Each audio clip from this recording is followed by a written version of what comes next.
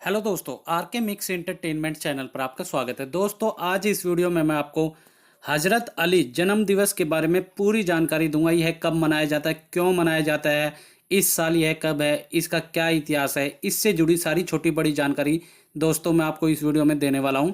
मगर दोस्तों, आगे बढ़ने से पहले यदि आप मेरे चैनल पर नए हैं तो सब्सक्राइब बटन को दबाकर मेरे चैनल को सब्सक्राइब करें और न्यू नोटिफिकेशंस के लिए बेल आइकन पर क्लिक करें ताकि आपको ऐसी ही वीडियोज़ टाइम टू टाइम और सबसे पहले मिल सके। तो चलिए दोस्तों, स्टार्ट करते हैं। दोस्तों, अली इब्रे अबी तालिब या फिर जिन्हें हजरत अली के नाम से भी जाना जाता है, इस्लामिक कैलेंडर के अनुसार उनका जन्म 13 रजब 24 हिजरी पूर्व को और ग्रोगेरियन कैलेंडर के अनुसार 17 मार्च 600 ईस्वी को हुआ था। वह इस्लाम के पैगंबर मोहम्मद साहब के चचेरे भाई और दामाद थे। वर्तमान समय में वह लोगों के बीच हजरत अली के नाम से प्रसिद्ध हैं। उन्होंने 656 ईस्वी से लेकर 661 ईस्वी तक इस्लामिक साम्राज्य के चौथे खलीफा के रूप में शासन किया और शिया इस्लाम के अनुसार वह 632 से 661 तक पहले इमाम के रूप में कार्यरत थे रहे। उनके याद में भारत सहित विश्व के विभिन्न देशों में उनके जन्मदिन के इस पर्व को काफ़ी धूमधाम के साथ मनाया जाता है।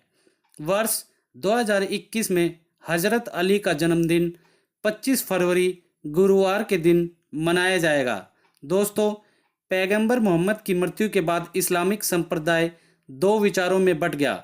जिन्होंने अबू बकर को अपना नेता चुना वह सुन्नी मुस्लिम कहलाए और जिन्होंने हजरत अली को अपना नेता चुना वह शिया मुस्लिम कहलाए।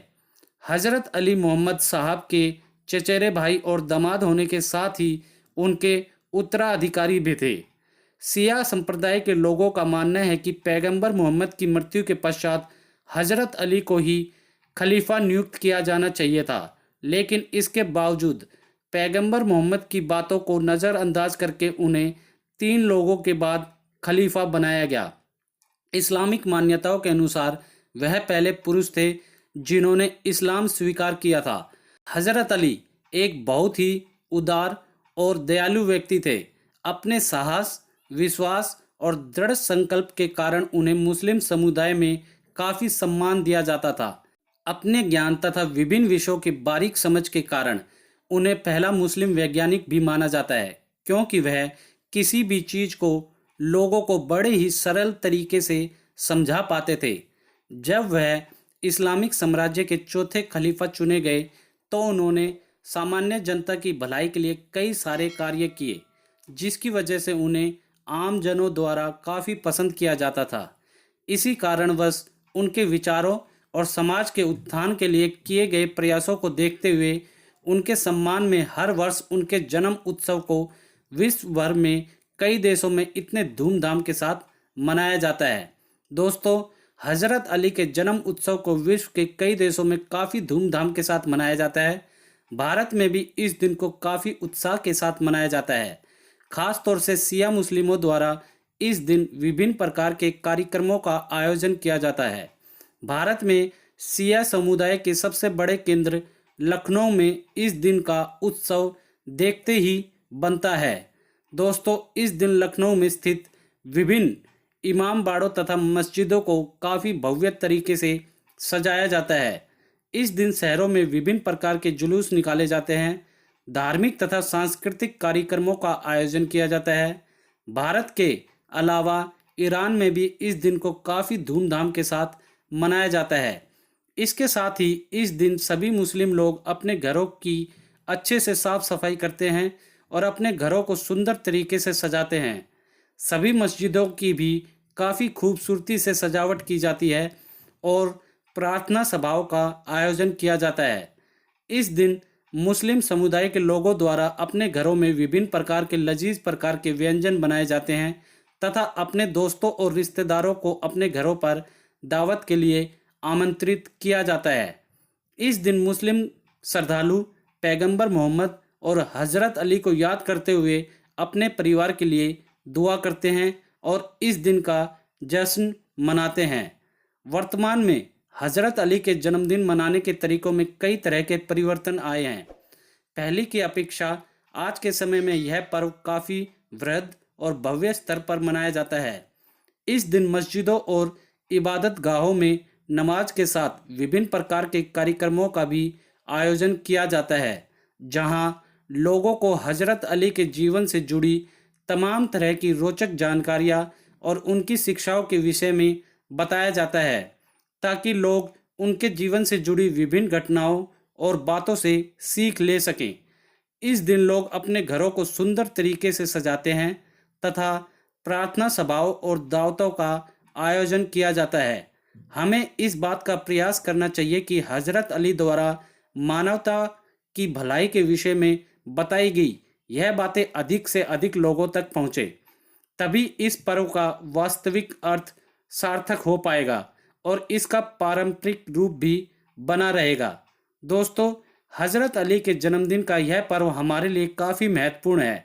यह दिन उनके जैसे महान व्यक्ति की याद में मनाया जाता है, क्योंकि उनके जैसे व्यक्ति इतिहास में बहुत कम ही देखने को मिलते हैं। कुशल योद्धा और धर्मज्ञाता होने के साथ वह एक बहुत ही दयालु इंसान भी थे।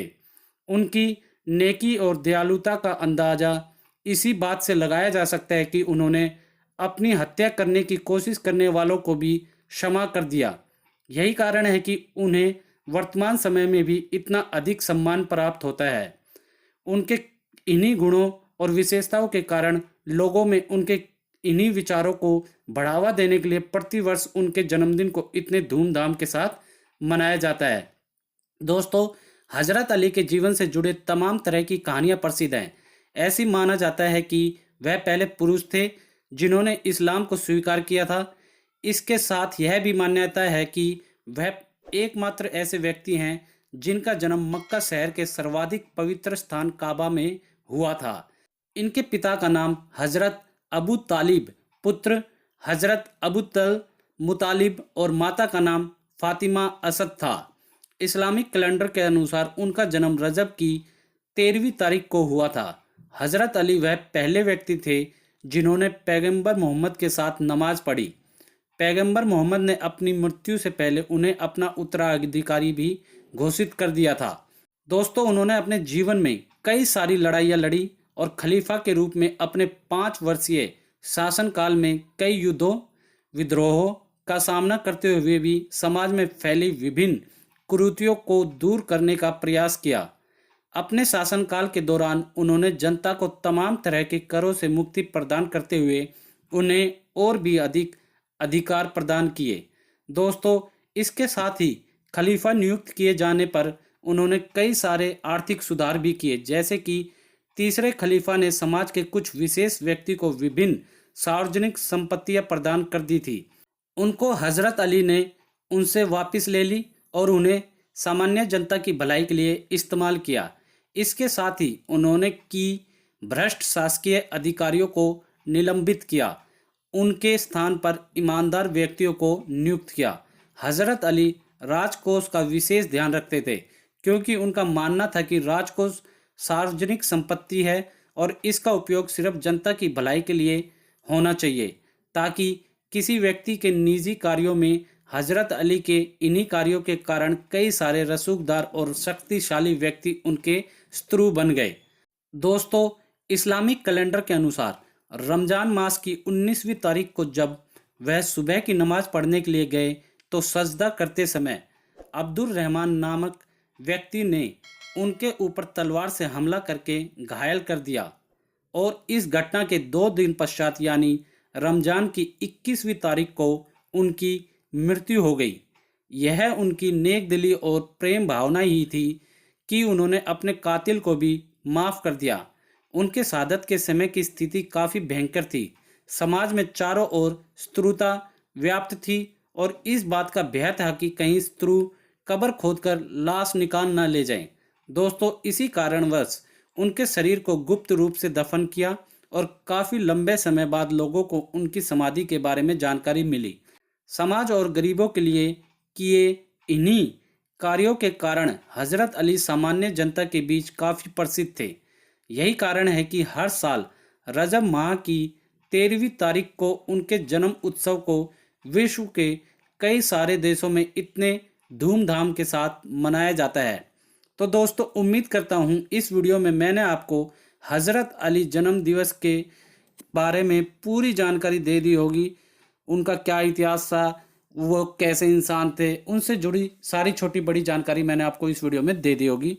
तो दोस्तों अगर आप लोगों को वीडियो अच्छी लगी तो इसे लाइक करें, अपने सारे फ्रेंड्स रिलेटिव हर जगह इसे मैक्सिमम से मैक्सिमम शेयर करें ताकि सभी को इस दिवस के बारे में अच्छे से जानकारी मिल सके। और दोस्तों कमेंट बॉक्स में आप लोगों की क्या राय है इनके जन्म दिवस के बारे में, इनके बारे में जो भी आपके मन में कोई भी विचार हैं, अच्छे विचार जिससे देश में पूरे संसार में इंसानियत फैले, ऐसे कोई भी विचार हों तो आप हमें कमेंट सेशन में लिखकर बता सकते हैं। और इसी के साथ यदि आप मेरे चैनल पर नए हैं तो सब्सक्राइब बटन को दबाकर मेरे चैनल को सब्सक्राइब करें और न्यू नोटिफिकेशंस के लिए बेल आइकन पर क्लिक करें ताकि आपको ऐसी ही वीडियोस टाइम टू टाइम और सबसे पहले मिल सके। धन्यवाद दोस्तों, जय हिंद।